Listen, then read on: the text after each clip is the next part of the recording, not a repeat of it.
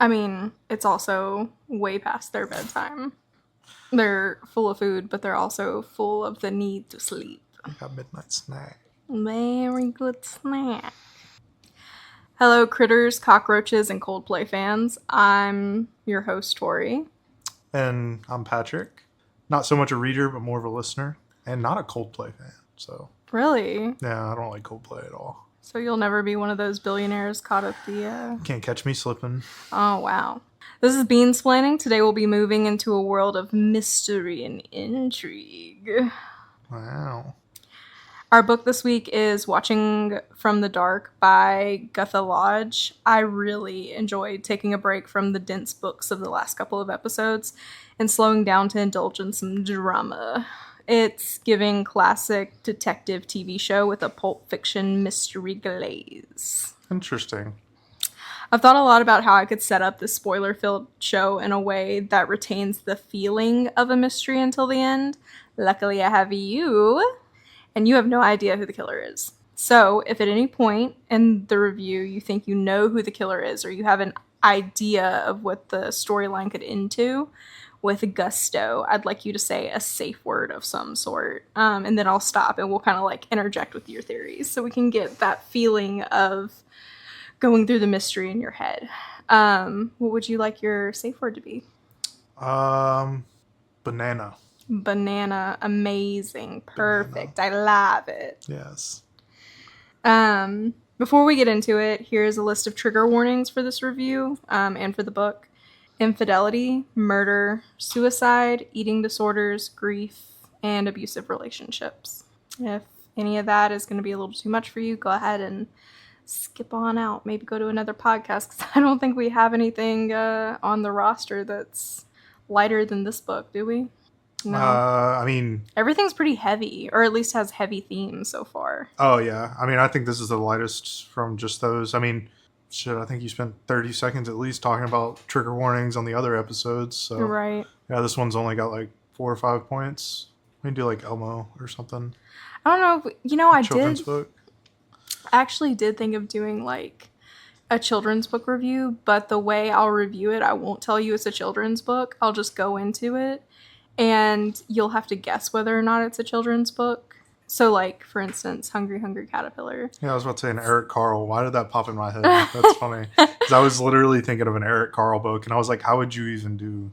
Well, I was thinking, like, I talk about this beast that is insatiable, and it goes through the town, eating the people, eating the houses, which is not actually how it works. It eats food. But, you know, just in a descriptive way that makes it into, like, this monstrous thing, and then have you decide what kind of book it is. Or...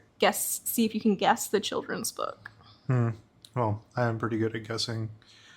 Those episodes would just have to be pretty short, so they would have to be like mini-sodes. Yeah. Thought for food. Food for thought. Yeah. Yeah. Definitely interesting. So, I want to start off with our victim. Zoe is a college student that works at a coffee shop with a couple of her friends. She's fun. She's flirty. She's in school for art. She loves her friends, and she loves a project. Zoe is the type of person who gravitates towards people she can help. Not so much in a Christ-like figure way, but more like a people pleaser who feels superior when they can save people that they perceive as broken kind of way. Mm-hmm. I have no doubt she is the kind of person that loves deeply, but the way she shows it is a little fucked up sometimes. I'll kind of go over that more when we get into her friend roster.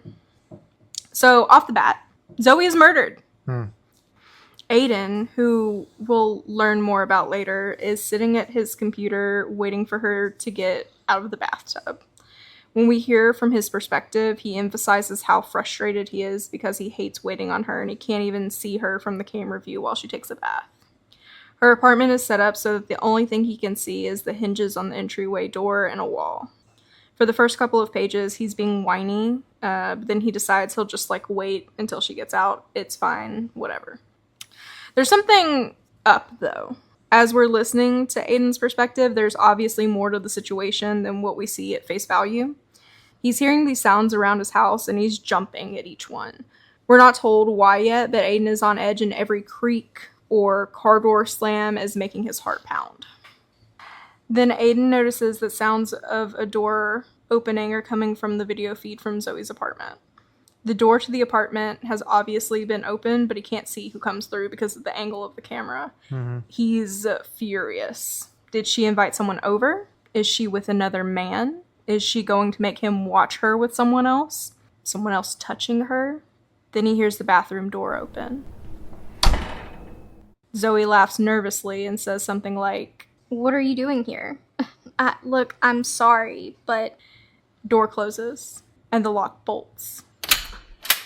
There's a struggle, and then silence. Aiden sees the figure leave the apartment, and he panics. He needs to call the police, but he hesitates. He paces. After a bit of deliberation, he dials the police. The lady asks, "What's the emergency?" And he quietly says something to the tune of, "My girlfriend, I think she's been hurt. Please come quickly. She may still be alive." The dispatcher asks for his name and location. He gives them Zoe's name and cuts the line. So Aiden is not at the house currently, correct? No, he's able to see inside of Zoe's apartment through her computer on the camera. Yeah. And he can't actually see her because of the way everything is set up. Laid out. Yeah, but she's in the bathtub when he gets, like, live. Gotcha. All right, so that's our murder. Yeah, I have no nanner questions yet. I have no banana. So, how likely do you think it is that Aiden is the murderer? Percentage-wise. Percentage-wise? Give me a percentage. Give me a nanner percentage. 20 to 25% sus. Whoa, that's a high percentage. Not really. I think it is. It's like... That's bottom tier in my brain. Really? Yeah, he's on bottom tier of... Even though I know most murder suspects are spouses or significant, like, lovers, whatever. Yeah. That's usually pretty common, but I don't know the full story yet, so I'm going to put him in low tier just based off what I've heard. Okay. All right. All right, so that's our murder. Now let's meet the detective team. We've got Jonah. He's a chief detective. He's a bit of a womanizer, it seems. He's pretty no-nonsense until it comes to, like, his personal life. I think every detective from every detective show ever. Yeah. Then we have Juliet. She works for Jonah. She's a little green, very uncomfortable around dead bodies and gore. She'd prefer to work on fraud and blackmail cases than deal with a murder case. She's also a little bit on the nervous side. She's got her own trauma from dating an abusive man. His name was Damien. Then we have Ben. He's a very good-looking detective. He's also very private. At the beginning of the book, this makes him pretty mysterious, but we find out that he just has a bunch of personal stuff going on. Also, he works on Jonah's team with Juliet. Usually, it's him and her together for the most part. They even have these pub nights every Friday where the team gets together to shoot the shit. And then we have O'Malley. Big ol' belly policeman.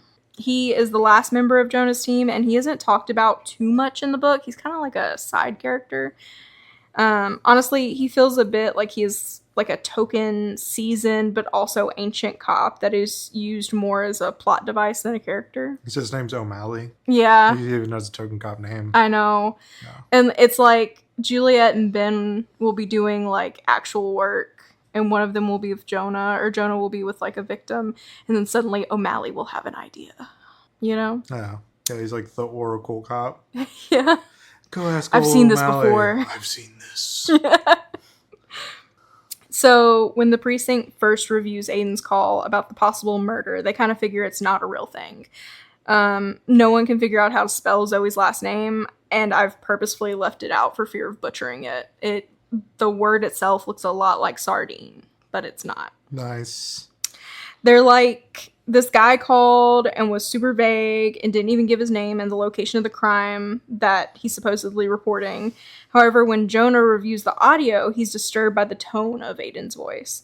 After another report comes in through their online tip reporting system, also sent in by Aiden, and this time including a correctly spelled version of Zoe's last name, Jonah decides to start calling around and ends up sending some unis to her apartment for a wellness check. I find it ironic that her last name is very eerily close to sardine, and she potentially died in a bathtub. Like a sardine. A sardine would live in the bathtub? When you open up a can of sardines, what are they in? A tin. Yeah, a little bathtub. Oh my god. Imagine there being a bunch of humans. That's just a sardine can. That's all bathtubs are. The cops call on Angeline, one of Zoe's long-standing friends, to open up the apartment as she's one of the only people that have a key. O'Malley, I believe, is the first one on the scene and discovers the body. Yeah, he did it. Oh my god! Banana. No, it's O'Malley. It's O'Malley. Oh my god! Oracle cop. He's like, we're a little slow around here. I'm going to do it. Let me spice things Yeah, up. let me spice it up. Let's make a human sardine. Let's go. Holy shit. Yeah. Amazing. Yeah. Shortly after, Jonah and Juliet are on the scene along with all of the crime scene investigators. Juliet is squeamish, preferring to avoid the body, and she just wants to review the photos and evidence, and Jonah is wondering if things could have been different if the call was taken more seriously. Could we have got to her on time if we actually believed Aiden when he called the first time? Not to say they know who Aiden is, because remember, he never gave his name. On first inspection, it looks like Zoe committed suicide. She's found in her tub with both of her wrists slit open. Her dark skin is described as purple and bronze as she lays in a warm pool of bloody water. There's a small line of blood lining the tub, but overall no blood splatter that would indicate a struggle. A Stanley knife, so one of those painter's knives, is what they decided was used. But the more the team inspected the scene, the more signs pointed to foul play. One guy noted to Jonah that her breath smelled sweet, like something in the chloroform family. Maybe the murderer made her pass out and then did the dirty work. Then they ended up finding the Stanley knife, now the murder weapon, tucked away neatly in a box. How could she have returned the knife if she was bleeding out in the tub? The lack of blood splatter at the crime scene was starting to make sense. Someone, for some reason, made Zoe pass out, killed her to make it look like a suicide, and then very obviously left behind clues to make it look like a murder. So, now that we know what the detectives are dealing with, let's move on to the quote-unquote friends. Let's also make sure we're putting emphasis on the air quotes, because at the end of the day, any of these people could be the killer. The author did a fantastic job of building these characters, so at some points of the book, you side with them, and sometimes you feel like they're good people, but then suddenly you'll change that point of view very sharply, and your position will just 180. First, we have Maeve. She is a staunch Christian that has been friends with Zoe for a long time. They work at a coffee shop together, and they were even roommates for a good portion of the book. She forces herself to be positive, even if she isn't. She's also a bit of a mess, always running late, doing things last minute, and falling for guys that are not good for her. Other than that last part, she sounds a little bit like me. You fell for one guy who's good for you, and that's me. Correctamundo. Don't you forget it. Another one of Zoe's friends, Felix, referred to her at one point as a manipulator's dream. Then we have Victor. This guy is so moody. Zoe takes note of how he stares down men that try to talk to her and immediately intervenes whenever she might be getting hit on. This book is in third person, so we get the godlike view of the characters, seeing into their thoughts. Victor is beside himself when he thinks of Zoe with a guy. Victor also works at this coffee shop with Maeve and Zoe. Felix, that's our next one. Felix is referenced as a silver fox. He's older and a frequent customer at the coffee shop. He's apparently super handsome, but also very polite, and just overall an upstanding gentleman. There's flirty energy between him and Zoe, but it's really between him and everyone, and most of the women that work at that coffee shop, they're convinced that he's not even interested in women at all. They think it's just the way he acts, and that's his personality. No. Now, at the point of the murder, he is Zoe's landlord. Silver Fox? Gotcha. At the beginning of the book, she is living with Maeve, but she ends up moving out, and Felix gives her a place to stay. He also lives in an apartment in the same complex, but on a different floor. Banana. Okay, give me your banana. Silver Fox. You think the silver fox did it? That's right. Interesting. What's your support for that, sir? He hates women. No, that's not. In fact, based on his personality, he is very sweet and kind to women. Publicly, yes, but behind closed doors. You think he's a woman hater Can't stand in him. his own home? Okay. Stand him. All right. I'm still suspicious of O'Malley. He's So still might up be there. O'Malley. Okay, so then we have Angeline. Angeline is the friend we mentioned earlier in the episode that let the cops into Zoe's apartment. Did we talk about that yet? Nope. So Angeline let the cops in the apartment. So let's... God damn, I really... Fuck. Are these things in order? I tell you who the murderer is at the very beginning. I wrote this in House of Leafs format. That was a good one. Yeah. Okay. Angeline's the next friend we'll talk about. She is very unstable. She is constantly seeking Zoe and others out to comfort her and save her from situations she puts herself in. She's very susceptible to folding if someone even mentions giving her attention. She also has this boyfriend named Ricky. He's a real jackass. In most of the interactions between her and Zoe, they're both relying on each other in a not so healthy way. Angeline will seek out Zoe to take care of her, and Zoe will use her as like an ego boost. Case in point, Angeline has an eating disorder, and she's obsessed over what she eats. Zoe, throughout the book, flip-flops between comparing her to Bambi because of how beautiful she thinks her eyes are in her sunken face, to openly accusing her of being broken and unfixable. Then we have Aiden Poole. Now, Aiden isn't really classified as a friend. Remember, he's the boyfriend who called in the murder at the beginning. Aiden and Zoe met at a wedding. Zoe saw him at the open bar, and they immediately had chemistry. However, he was crashing the wedding. He had just come in for a drink and realized he was at some random people's wedding and was trying to blend in for the free booze. The owner of the coffee shop Zoe works at, that's who was getting married. So Zoe was off-put by some rando crashing, but he was also smooth talking. So she ended up actually like leaving the venue with him. Huh. So, Aiden and Zoe, yeah? Don't surprise me that she died. Jesus Christ. Just saying. Like, oh, this rando showed up. I'm going home with him. First of all, she was taken aback by his good looks and his flirty manner. And Aiden's a little bit older than her. Not as old as like Silver Fox, but Aiden's a little bit older. She's kind of like, she describes it as he's at the end of the age range that she would consider putting in on a dating profile. Yeah, so like, And so many red flags as to like why. But as soon as they start talking, she just feels like electrified. She's like, ooh. And so do people that talk to Ted Bundy, dude. Oh, Jesus Christ. Okay, anyway. They hit it off after the wedding, right? Yeah, they start continue. dating. Continue. Boring lovey-dovey stuff. Yeah. But guess what? He hacks into her security cameras and watches her. Aiden is married. Oh, no. He has a wife. Yeah. He's been married for like more than 10 years. Oh. Her name is Greta. Ah, yeah. Once Zoe finds out, she immediately wants to leave him. He yells about how if she'll just hear him out, he can explain it all. She's devastated and leaves him at some restaurant. Now, remember, they have already been sleeping together and dating for a while at this point. Mm-hmm. She feels awful knowing that she is now the other girl. All right. So, remember Maeve, Zoe's friend? Yeah. This is the one she's living with, right? Yeah. So she is also Maeve is also having a little light side of affair.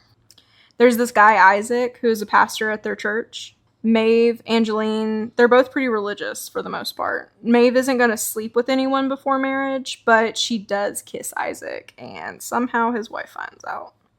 He makes Maeve out to be some kind of seductress, and Zoe had tried to tell her that she should just forget about him because he's married, and, you don't want to be part of that. The hypocrisy is 12 feet deep at this point. At first, when she breaks it off with Aiden for the first time, she doesn't tell Maeve what she has found out.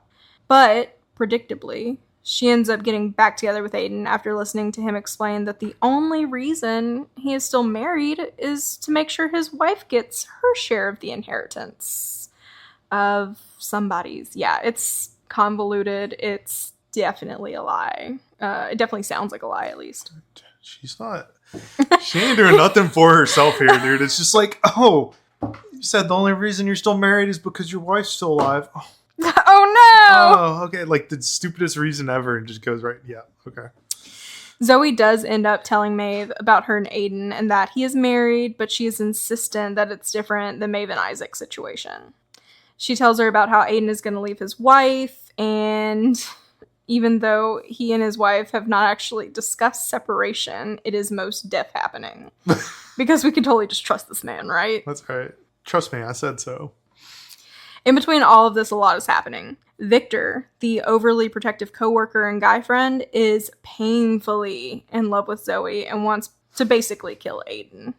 Then we have Maeve, who, in between one of Zoe and Aiden's breakups, starts to fall for Aiden. She starts directly going after him, and he also kind of gives her a chance because, of course, the cheating was never really about Zoe. It was a decision he made and would make again.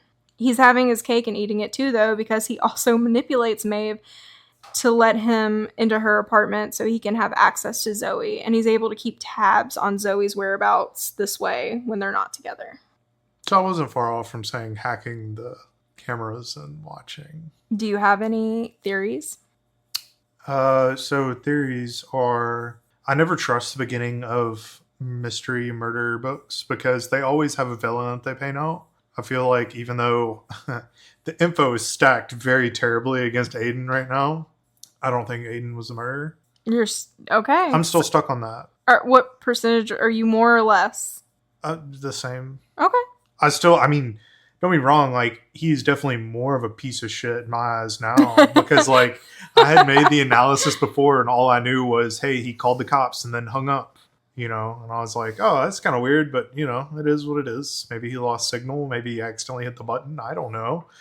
And, but then you start telling me all this other stuff and I'm like, yeah, he's such a douche. And, I'm supposed to feel that way because the author is trying to paint villains. We're analyzing. Beautiful. Analyzing. Beautiful. Look, words are hard. Hooked on phonics. Great. Dude, one of the worst things is the fact that I read a lot of words before I ever hear them in real life. Yeah. And so I'll try to say them and people will be like, what the fuck did you just say? That's not how you say that word. Yeah, it's hard to, especially having a southern accent, trying to enunciate things with like more than like 2 syllables. Like first time word speaking, oh my gosh, dude. It's tough. We need speaking spells. Speaking spells? Yeah. Oh, wow. Like, what was the word you were just trying to say? I say words? No, analyzed, I think. Analyze? Yeah. Oh, I can just imagine like we're sitting here and just all of a sudden you're like, yeah, to analyze, and then just continue talking because we have little speaking spells that we type out all the hard words on. It's an investment. Just saying. Speaking spells prices about to go through the roof. Especially in the South, huh? That's right. They don't know how to work the Amazons though, so we're probably screwed. Okay. Well, long story short, he does not tell his wife. He is a big lying sack of shit. They go back and forth, him and Zoe, breaking up and then getting back together. They'll be together for a little bit, sleeping in hotels, keeping their relationship somewhat on the down low.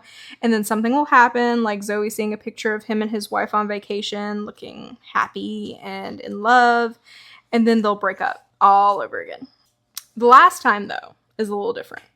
So months before the murder, Zoe sends Aiden a bunch of messages about how he needs to leave his wife. Not in a couple of months, not in 2 weeks, but this weekend.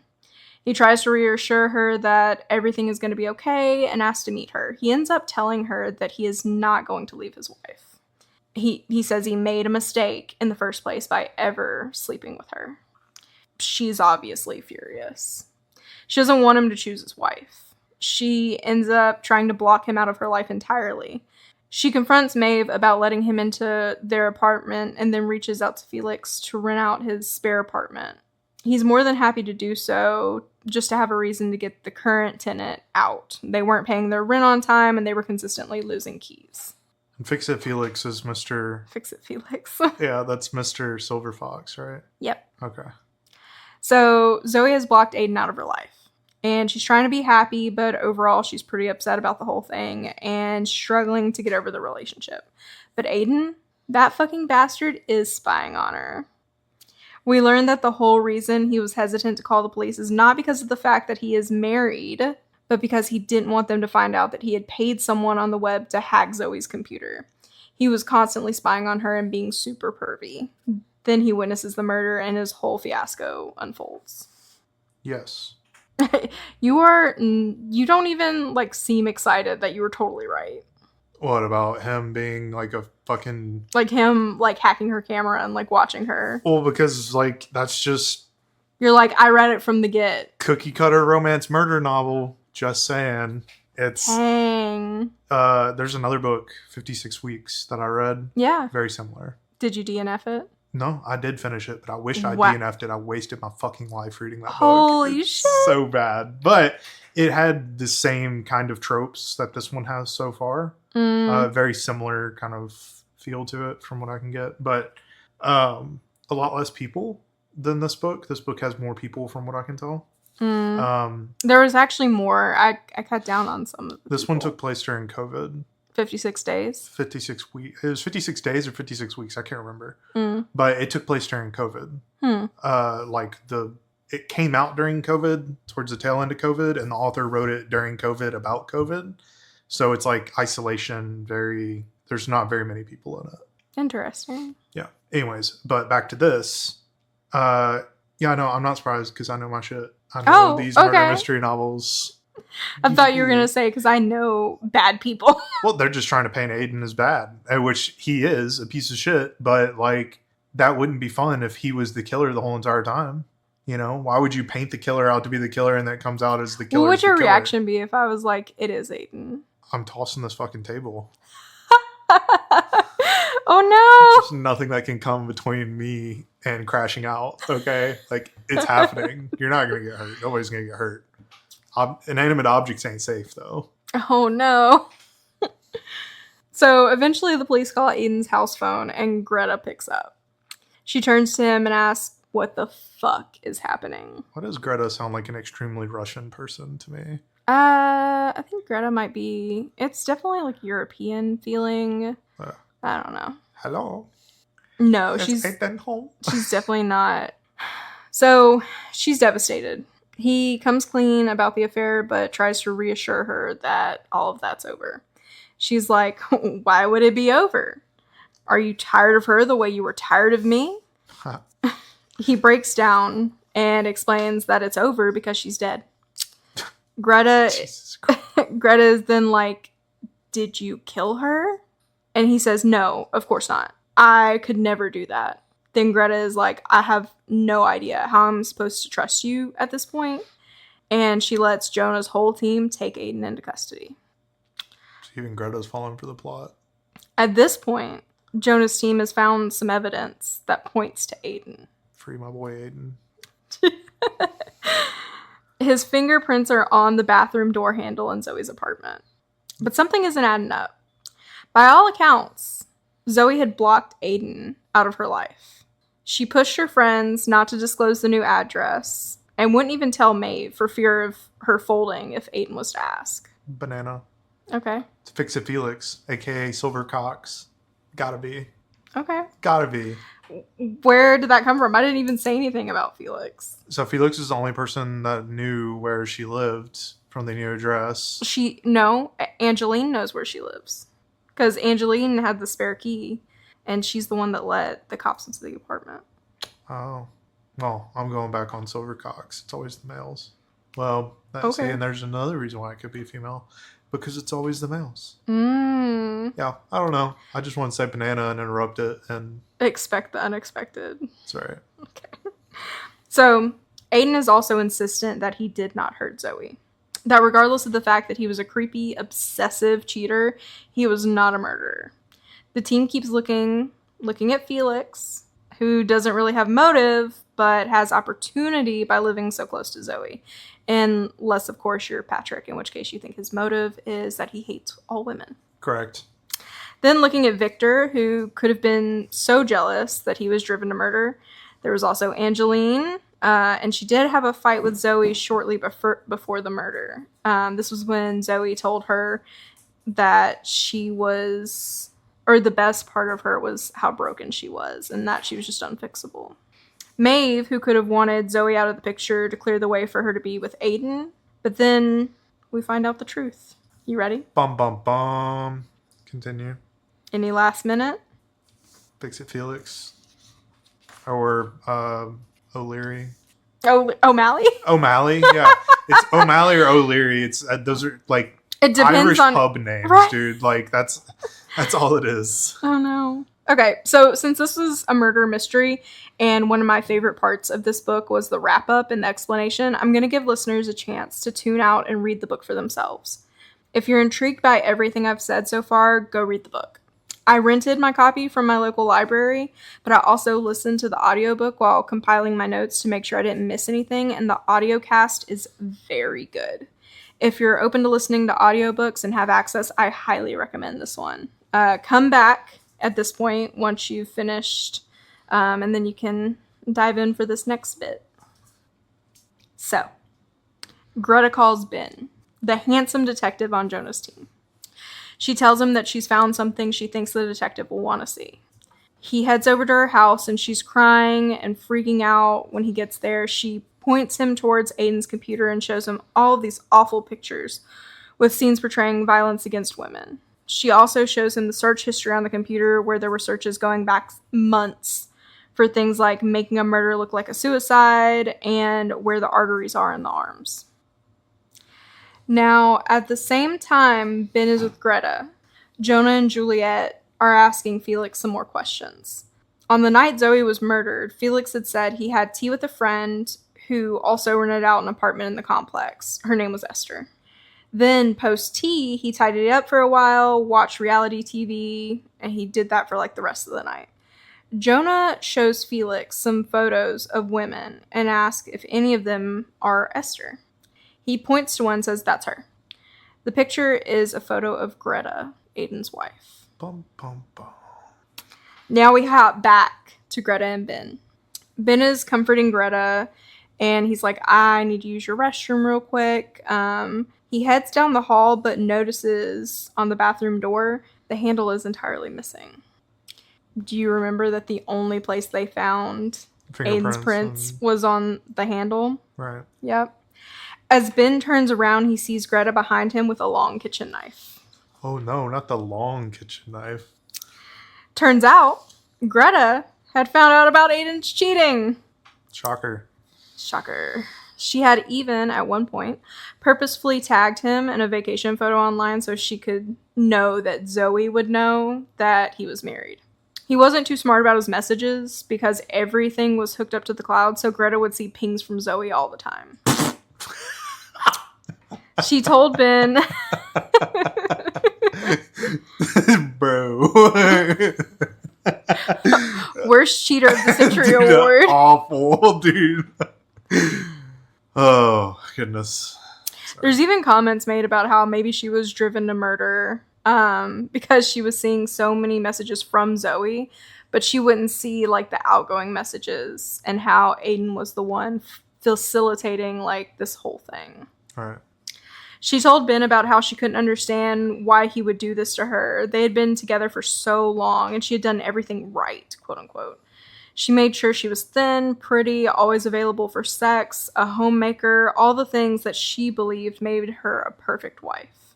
Then, even after Zoe and Aiden stopped seeing each other, he was so obsessed that he was watching Zoe's every move through the computer camera.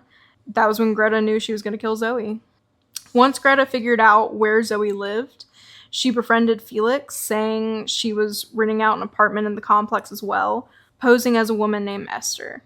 Felix, always kind and welcoming, not a woman hater, Felix did it. He set up Greta, aka Esther. had let her into his flat. She ended up getting a copy of Zoe's apartment key. She hadn't expected Zoe to already be in the tub when she got there, but she used the opportunity to get the job done. Get her done. Oh my god. She put in some effort to frame her husband by planting his fingerprints at the scene and also planting evidence on his computer that she would later hand over to police. She told Ben, who was standing there trying to think of a getaway plan, because, she's holding this knife, that she was sorry she did this to him, that she was so focused on playing the grieving wife that she forgot all about the doorknob. Then, out of nowhere, Aiden shows up. He ended up piecing together that the only person who could have possibly set him up and also had motive to kill Zoe was Greta. The whole reason he was so jumpy in the beginning of the book was because he was waiting on Greta to get home from a work function. Of course, in reality, she was murdering Zoe at that time. She even admits to the detective that even though she wasn't sure Aiden would be watching, she hoped he was. She's like, I'll give this bitch something to watch. Well, and she even checked beforehand to make sure that the camera could not catch The angles, yeah. Aiden apologizes and takes the blame for everything, stating that if he wouldn't have been unfaithful and just saw what he had from the beginning, this would have never happened. What's that face for? Kind of wild. They're like, she's dead because of me. No, she's dead because your wife went in there with a freaking box cutter and slit her wrists. He's apologizing to Greta for being unfaithful. Oh. Yeah. Yeah, no. That's fair. Despite the giant knife in her hand, Greta and Aiden embrace, just as Jonah and Juliet, who figured out the murderer was Greta from Felix's identification of Esther, they pull onto the scene. And that's it. That's the story. I really enjoyed this book. It scratches that itch that only a good murder mystery can. It was easy to read and did a good job of unfolding the clues. The ones that we were kind of left with in the first scene. My only complaint is that somewhere between the murder scene and the big reveal, the book got a little tedious. We were switching between all of the characters and what could have possibly happened, but so many theories were not plausible. I had already kind of determined it would be the wife, so all of the minute back and forth between suspects just seemed to muddy the story instead of intertwining different theories. I left a bunch of that out because confusing and pointless, kind of. At this point, yeah, with this kind of medium. Yeah. But it obviously made the book a little longer. Yeah. A big tip-off to who the murderer was an art piece of Zoe's. Near the beginning of the book, there was this painting Zoe had finished with her emotions as fuel once she found out that Aiden was married. The painting was of Angeline, since Zoe had used her as a model, but it was also a sort of self-portrait. Angeline posed for the center character, a woman being consumed in a sexual act with a man that was nothing more than a dark shadow. In the background was another woman, her insides flowing out from a cut that was created by the proverbial beast with two backs. The shadow man and the woman both having a hand in the slaughter. Zoe even ends up scratching through the onlooker's eyes so she can't see their consummation. The disemboweled woman is a representation of Greta and all of the pain Zoe knew she was bringing to her by being with Aiden. I would give this book 4 beans. Yeah. I also left a lot of that nitty-gritty out. So if you were listening and you thought, wow, what a roller coaster of a story, just go listen to it. It's not a crazy long read or a crazy long listen. I will always give an honest and, as much as I can, thorough review of these books. I'm not being paid to promote these books, and I'm definitely not going to fib about my experience. I don't hold back any criticism, and if I recommend a read, just know it's coming from me personally, as much as that is worth. So, what are your beans? Personally, 3. It's not really my style. I have no doubt that it was probably written well and carried out well. And it seems like there's a lot of information to build up to certain points. Like, I feel like all the ingredients are there to make a good murder mystery book. I just don't like murder mystery books. I don't know. To me, it feels very... I'm not going to say I don't like every murder mystery book, but I don't like most murder mystery books. Something that makes a murder mystery situation a lot better for me is when there's a possible supernatural bend to it. Yeah. What was it? Ooh. Until Dawn. Whenever I first saw the video game, I thought it was more like a murder, and then it turned out it was more supernatural. Yeah, so there was a book... Oh, shit. There was a book that I read on Kindle that was a murder mystery of sorts. But it was like... It took place in a mansion in Mexico. And like a doctor / father came to like visit the house because they thought it was like haunted, and it was due to like... It was very interesting. I can't remember. I think it was Hacienda, maybe? La Hacienda. That sounds familiar. It was a good book. Yeah. It was good. I didn't DNF that one. I did finish it. I have finished more digital books than anything for whatever reason because I don't have access to the physical dimensions of where I'm at the book. I just kind of get lost in it and finish them. But Well, also easier access, right? I think that's why I tend to have books on so many formats because say I'm doing some kind of work, I can listen to it, or if I can sit down and relax, I can read it, or if I'm just out somewhere and I have spare time that I didn't intend on having, I can, just flip open my phone and go to Kindle. right, yeah, yeah, and I don't think Hacienda. I think Hacienda was more of just kind of like a ghost story than anything, but it did have kind of like building like a murder mystery would. Now, the one murder mystery that sticks on my head that I did read in paper format is the 56 days or 56 weeks. I can't remember. 50 something. The book we were talking about earlier. Yeah, and it's like, I don't know, like it's just not great for me. And I mean, the book apparently got great reviews and a lot of people really liked it. But that's when I kind of decided to myself, like, hey, I'm just not a murder mystery guy, like not a traditional murder mystery guy. If you could have rewritten the story, what would you have changed to make it more your style? With keeping the plot sort of the same. You don't have to, but kind of keeping the characters, I definitely would have made like the possibilities of anybody being the potential murderer like a for sure thing. So like I think it was I had mentioned earlier in the episode that like Silver Fox or Angelina. But you said Silver Fox. I said or Silver O'Malley. Fox. Yeah, well I said O'Malley because I just have to keep him relevant somehow. Honestly, so I know I didn't talk too much about it, but at the beginning of the book, like Ben is late to the first like crime scene and stuff. Yeah. And for me, he was the very first one that I was like, oh, it's him. It's someone on the team. Right. And that's like the non-fact driven speculation is definitely there. Like I see a lot of things where it's like, oh, they're potentially that. But what's even more fun to me is when there's fact driven speculation. Like there's factual evidence that it's like, oh shit, it could be any of these 10 people.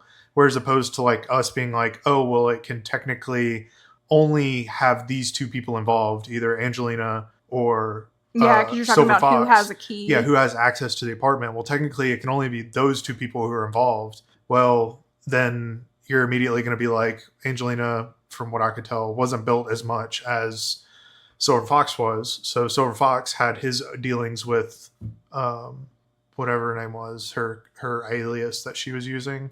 Oh, Greta or Esther? Yeah, using as Esther. Well, he was with Esther at this time, so that has to mean that she... I don't know. Like, I feel like if there was more factual speculation potential, then it would be a lot more interesting to me. Well, and like I said, a lot of the nitty-gritty that I left out. So another interesting thing about Felix is that he is an ex-cop. And part of the reason that he ends up kind of being a little more prominent than he should in this case is because he is trying to, even though he is no longer on the force, he still very much wants to be on the force. He's one of those retired cops that can't let it go. He's got there was actually like a really traumatic thing that happened to him. So now he has PTSD, and that's, part of the reason that him and Zoe have a relationship, right? Because like I said, she's one of those people who kind of needs to be around people she thinks she can help. Right. And throughout the book, he's calling her and using her as this almost like a sounding board for his panic. And it's really kind of sweet and endearing in some parts of the book because you're listening to all of these friends kind of lean on each other, but then whenever things go really bad and one night she sees Aiden out with Greta, which this is either the night of her murder, the night before her murder, she basically goes on a rampage. That's what triggered her reaching out to Angeline and being just a complete asshat. She ends up telling off Felix as well, being like, you need to learn to deal with your own shit and not just, force other people to help you deal with it. And she also was like, at some point in the night, at a bar with her dad because he needed someone to help him home because he had an alcohol addiction that he hadn't dealt with. And they were getting ready to like have him get on the train, and she like shoves him into the ground. And then she convinces him like she was trying to help him. And even we know that, of course, because we get to like jump back to her inner thoughts. But when you're reading the book, the dad's like, oh, I felt like a loser because I couldn't even make it onto the train without falling. So it's definitely, I didn't really keep in. Because it was just like filler, sort of.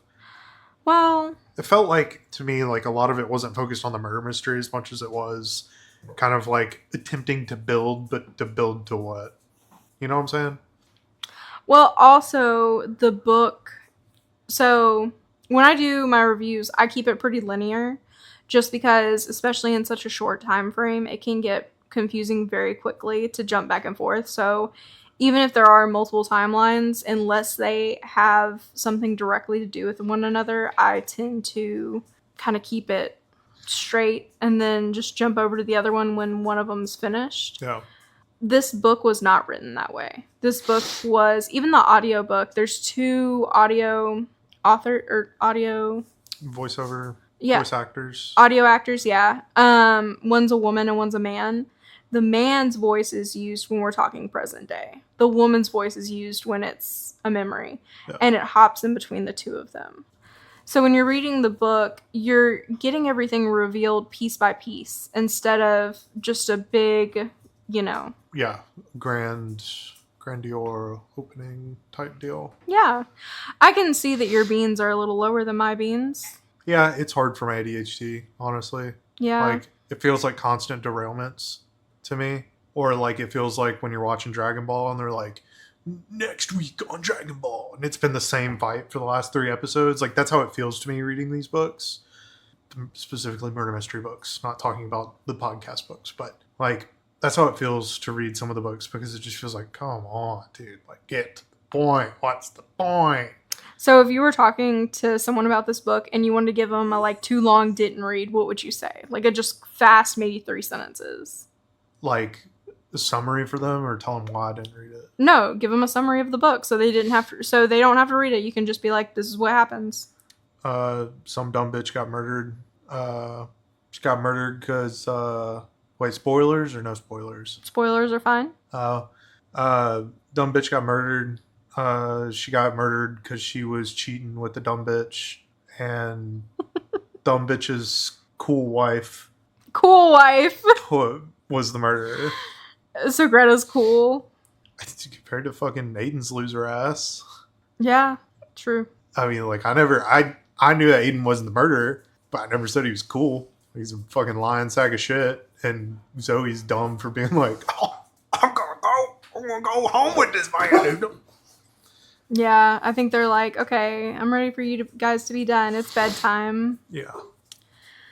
All right, well, let's close out. Heyo! It's the end of the episode. Thanks for listening. If you liked what you heard, give us a follow to get your weekly dose of beansplaining. Drop a review wherever you get your podcast and let us know how we're doing. If you have any questions, complaints, or recommendations, please reach out to rinleyworks@gmail.com. That's RINLEEWORKS@gmail.com. Bye-bye, beans.